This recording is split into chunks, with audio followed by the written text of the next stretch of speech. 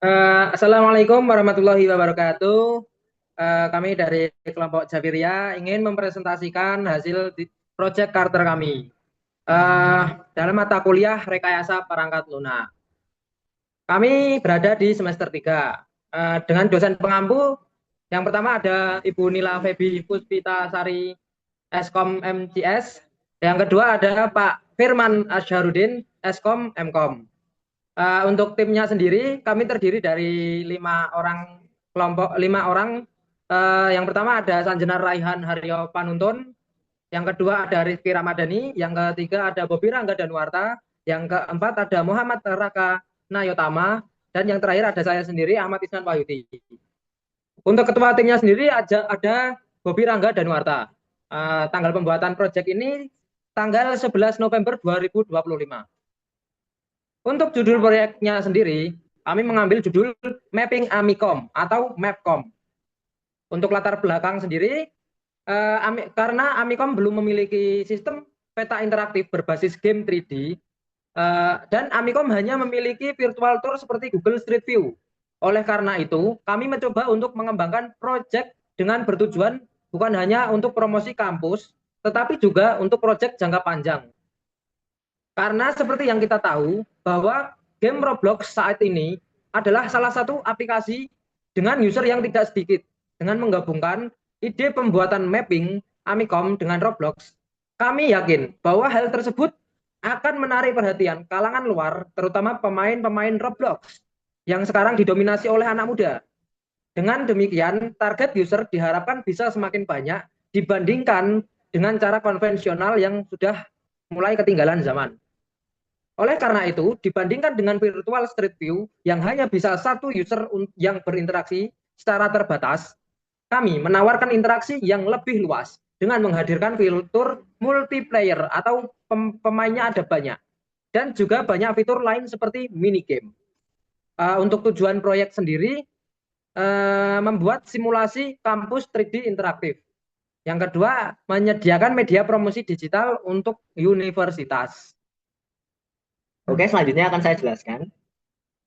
Terus selanjutnya adalah ruang lingkup atau scope. Di ruang lingkup ini ada dua, yaitu in scope dan out scope. Yang pertama adalah in scope. Untuk di in scope ini bertujuan atau ruang lingkupnya untuk pengembangan antarmuka berbasis game. Selanjutnya penerapan visualisasi 3D. Dan yang terakhir modul login untuk admin dan pengguna.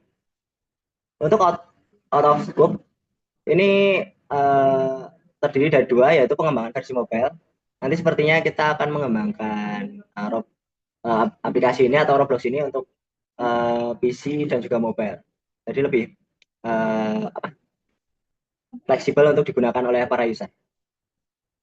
Yang selanjutnya adalah integrasi sistem pembayaran online.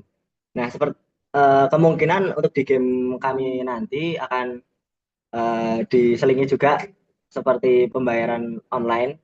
Jadi mungkin kita akan membuat fitur kita bisa membeli skin atau mungkin token-token yang akan digunakan di dalam game tersebut nantinya.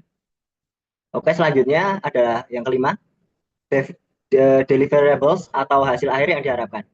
Nah, untuk hasil akhir yang kami harapkan adalah yang pertama, peta kampus interaktif dalam Roblox, yaitu enggak seperti yang ada di Amikom sekarang.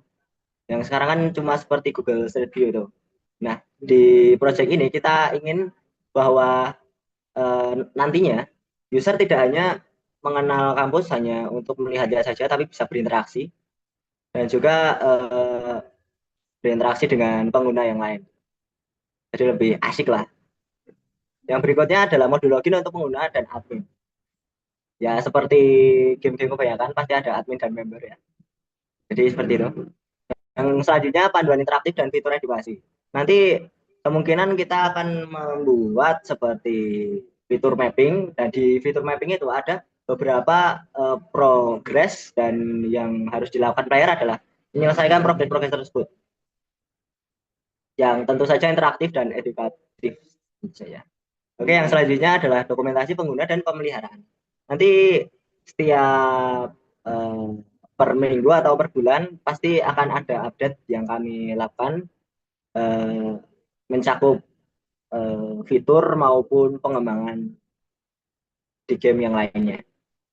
Oke, sekian dari saya. Nanti akan dilanjutkan oleh rekan saya. Oh ya, lanjut ke bagian saya. Perkenalkan dulu, nama saya Sanjana Raihan Karya Panunten. Di bagian saya ini ke bagian stakeholder utama. Nama stakeholders yang pertama ada user dengan perannya preview, memberikan masukan. Lanjut, yang kedua ada Sanjinar dengan perannya developer, kepentingannya membuat fitur. Lanjut ke Isnan dengan peran developer, kepentingannya membuat fitur. Lanjut lagi dengan Bobby dengan perannya juga developer, kepentingan membuat fitur. Lanjut ke Nayo dengan perannya desainer dan kepentingannya adalah mendesain. Dan yang terakhir Rifki dengan peran desainer dengan dan kepentingannya mendesain. 7. Ke bagian metodologi pengembangan. Proyek ini menggunakan metodologi prototyping sebagai pendekatan rekayasa perangkat lunak utama.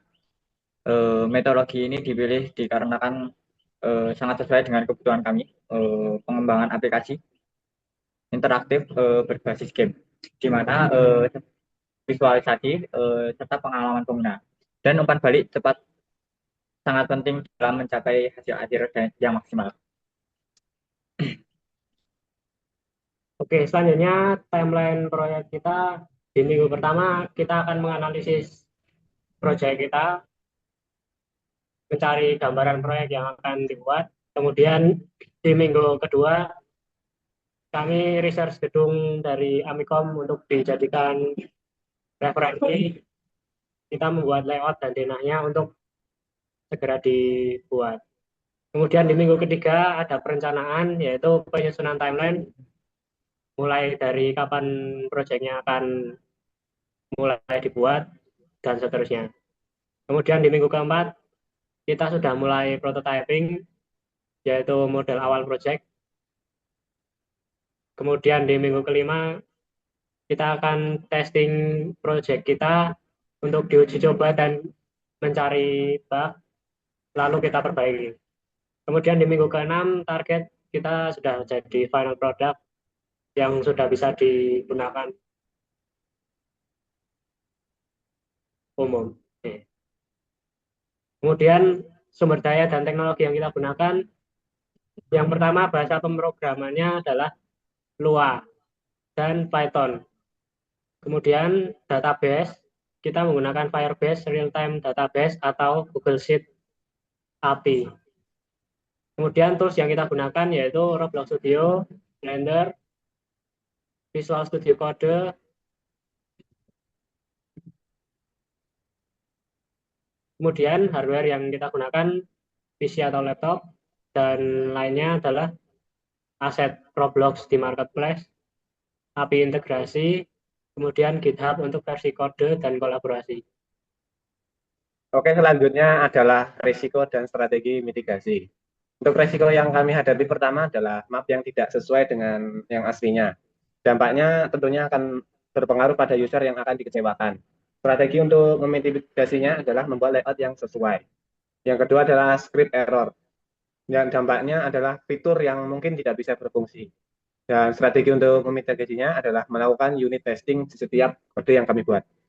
Yang ketiga adalah engine rusak atau trouble. Dampaknya adalah kehilangan project. Dan strategi mitigasinya adalah menyimpan project secara cloud. Yang terakhir adalah persetujuan. Persetujuan sendiri kami ada dua, yaitu dari Roblox Studio sebagai penyedia layanan kami, dan yang terakhir adalah Profesor Dr. Muhammad Suyanto sebagai rektor Amikom yang akan kami buat. Sekian dari kelompok kami, kurang lebihnya mohon maaf. Terima kasih. Terima kasih.